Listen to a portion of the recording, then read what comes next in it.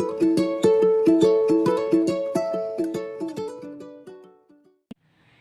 everyone, welcome to my YouTube channel, and in this video I am going to teach you chapter 10 Light, Reflection and Refraction. So let's start. हम इसको NCERT से करेंगे ताकि सारे concept हमारे clear हो जाएं. ओके, सो स्टार्ट करते हैं. We see variety of objects in the world around us. However, we are unable to see anything in a dark room. On lighting up the room, things become visible. What makes things visible? During the day, the sunlight helps us to see objects. An object reflects light that falls on it. Okay, means जो ये यहाँ से लेकर के यहाँ तक का paragraph जो दिया है, इसमें सिर्फ एक ब्रीफ इंट्रोडक्शन दिया है कि आखिर लाइट से हमें क्या क्या मदद मिलती है, किस तरह से हम ऑब्जेक्ट्स को देख पाते हैं और क्यों हम डार्क रूम में ऑब्जेक्ट्स को नहीं देख पाते. तो ये बहुत ही इजी कंसेप्ट है जो हम छोटी क्लासेस से भी पढ़ते आए हैं, जूनियर क्लासेस में.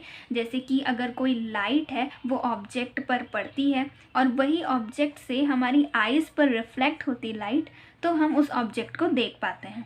ओके, तभी ड्यूरिंग द डे सनलाइट की जो नेचुरल लाइट है उसकी मदद से हम ऑब्जेक्ट्स को देख सकते हैं. वहीं अगर डार्क रूम हो तो हम ऑब्जेक्ट्स को उतना क्लियर नहीं देख पाते.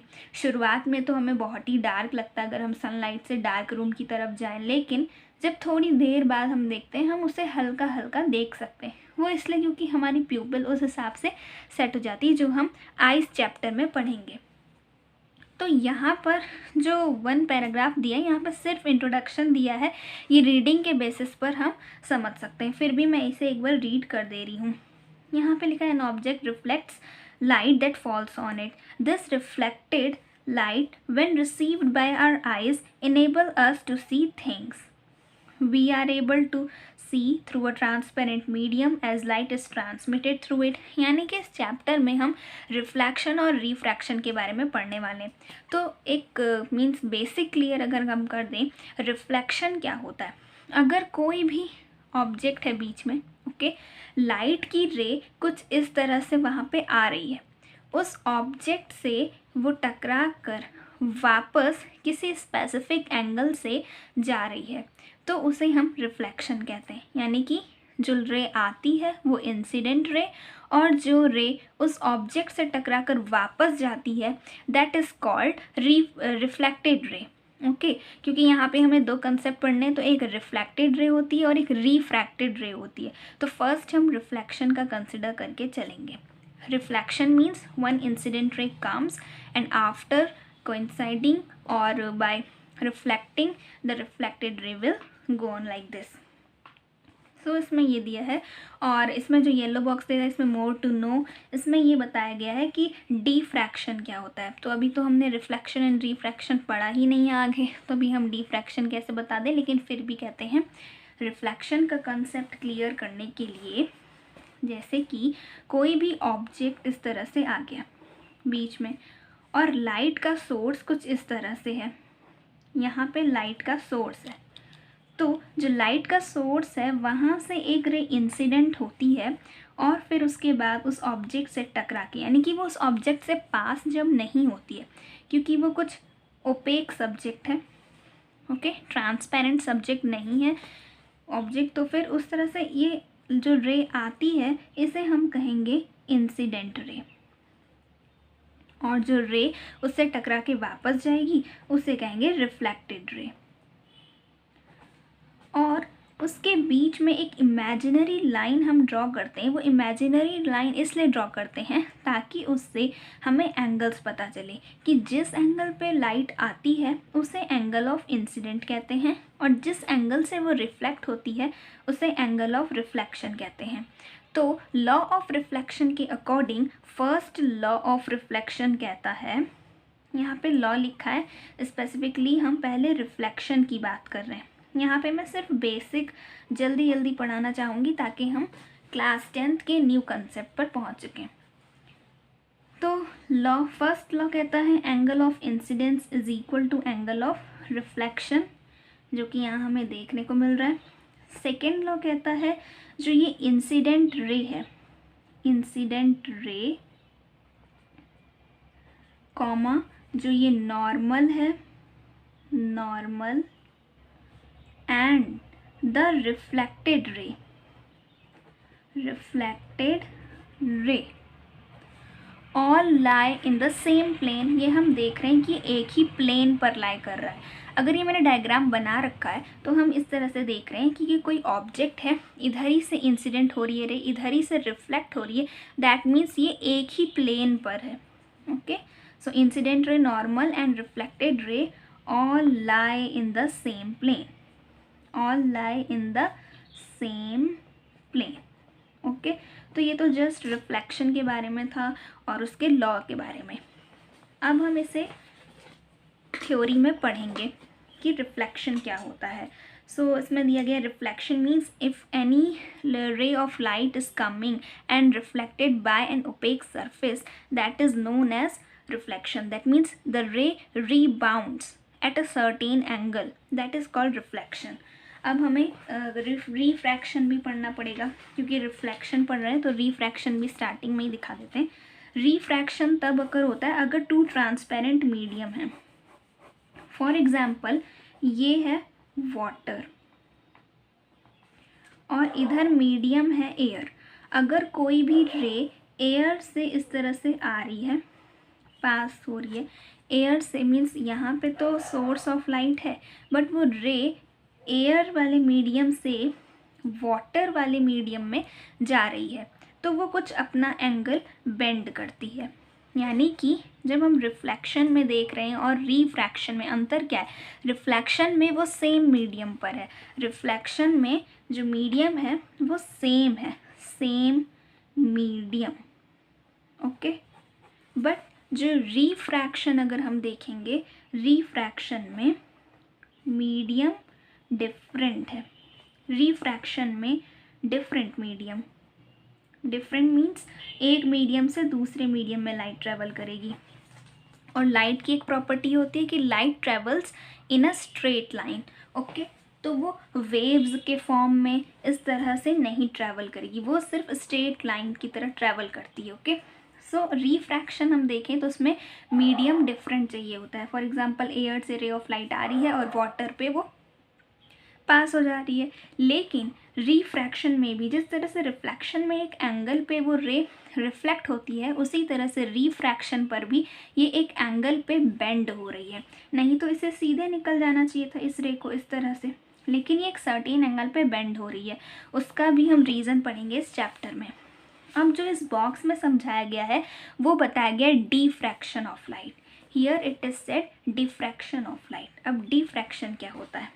If an opaque object on the path of light becomes very small, यानी कि एक path of light है जिसमें रेज आ रही है लाइट की, और बीच में एक ओपेक सब्जेक्ट आ जाता है जो कि बहुत ही स्मॉल है, ऑब्जेक्ट कहें, बॉडी कहें या कुछ भी कहें हम उसे, थिंग, तो light has a tendency to bend around it and not walk in a straight line, an effect known as the diffraction of light.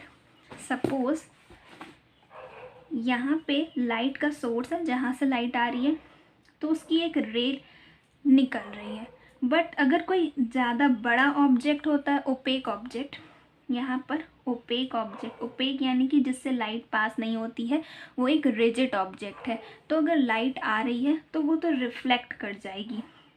लेकिन अगर उसी लाइट के सोर्स पे, वही लाइट का सोर्स है हमारे पास, लेकिन वो रे आ रही है, लेकिन ओपेक सब्जेक्ट जो है वो बहुत ही स्मॉल ओपेक सब्जेक्ट है, तो लाइट की टेंडेंसी होती है वहाँ से इतने छोटे से ओपेक ऑब्जेक्ट से जब वो टकराती है तो वो वापस नहीं निकलती है, बल्कि थोड़ा सा बेंड होके, यानी थोड़ा सा बेंड होके वो आगे बढ़ने लगेगी, है ना, वो अपना रास्ता नहीं रोकती। ये बिल्कुल उसी तरह से कि अगर हम चल रहे हैं, हमारे सामने दीवार आ गई तो ठीक है हम मुड़ जाएंगे, लेकिन अगर हम चल रहे हैं और एक छोटा सा पत्थर आ गया तो हम तो उसको जंप करके आगे निकल जाएंगे, है ना।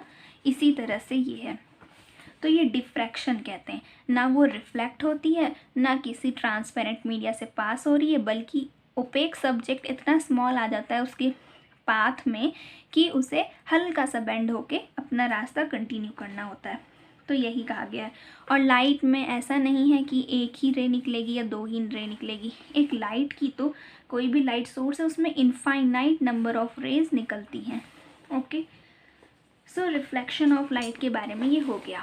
अब हम आगे देखेंगे। इसमें जो मैंने हाइलाइटर से हाईलाइट किए हैं वो बहुत ही मेन पॉइंट्स हैं, उन्हें हमें इम्पॉर्टेंट की के पॉइंट के हिसाब से देखना होगा। देखते हैं लॉज क्या होते हैं। The angle of incidence is equal to angle of reflection, that I have already told कि इंसिडेंट रे आ रही है, रिफ्लेक्टेड रे जा रही है, angle of incident is equal to angle of reflection. Second law of reflection says the incident ray, the normal to the mirror at the point of incidence, and the reflected ray all lie in the same plane. यानी कि ये जो incident ray है ये और ये जो point है जहाँ पर इंसिडेंट रे और रिफ्लेक्टेड रे मीट करते हैं उस पर्टिकुलर पॉइंट को पॉइंट ऑफ इंसिडेंस कहते हैं। ठीक है, तो ये जो इंसिडेंट रे आ रही है और ये जो नॉर्मल है और ये जो रिफ्लेक्शन है ये सेम प्लेन पर लाई करते हैं। ओके, अब हम देखते हैं यहाँ पे जो बताया गया है प्लेन मिरर के बारे में, प्लेन मिरर की प्रॉपर्टीज़ के बारे में। सो इसमें जो मेन पॉइंट्स है वो मैं कवर अप कर रही हूँ। Image formed by a plane mirror is always virtual and erect, है ना। हम देखते हैं नॉर्मल जो हम रोज़ मिरर देखते हैं वो प्लेन मिरर होता है। तो जो नॉर्मल मिरर है प्लेन मिरर, उसमें अगर हम देखते हैं अपनी इमेज को तो वो एकदम सीधी दिखाई देती है। ऐसा तो है नहीं कि हम मिरर देख रहे हैं और वहाँ पे हमें उल्टी तस्वीर दिख रही है, हमें सेम इरेक्ट इमेज दिखती है, वर्चुअल इमेज होती है। The size of the image is equal to that of the object. तो जितने बड़े हम होते हैं तो प्लेन मिरर में उतने ही बड़े दिखते हैं। ऐसा तो नहीं होता है कि छोटा या बड़ा दिखता है। हमें size of object is equal to size of image. Then the image formed is as far behind the mirror as the object is in front of it. यानी कि अगर ये मिरर है, अगर उसके आगे ऑब्जेक्ट इतनी दूरी पे रखा है तो मिरर में भी वो उतनी ही दूरी पर इमेज दिखाता है। अगर हम पास जाते हैं मिरर के तो हमें इमेज भी पास ही दिखती है। ओके, यानी जो इमेज है वो उतनी ही दूर बनेगी जितना ऑब्जेक्ट उससे पास आएगा। इसे मैं इस तरह से समझाती हूँ। अगर ये प्लेन मिरर है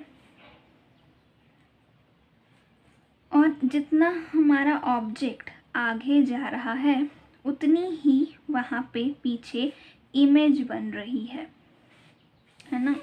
यानी कि the image is formed as far behind the mirror, image far behind the mirror बन रही है as the object is in front of it, जैसे जैसे ऑब्जेक्ट सामने जा रहा है।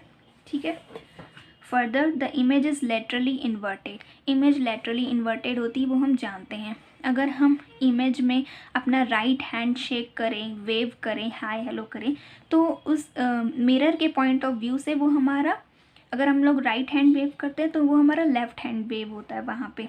उसके हिसाब से अगर हम देखें मिरर के साइड से तो यानी वो लेटरली इन्वर्टेड है, उल्टी इमेज दिखाई देती। उल्टी मतलब अपसाइड डाउन नहीं, उल्टी मतलब यहाँ पे अगर हमने बी इस तरह से लिखा है तो वो मिरर के उस तरफ लेटरली इन्वर्टेड इस तरह से दिखता है।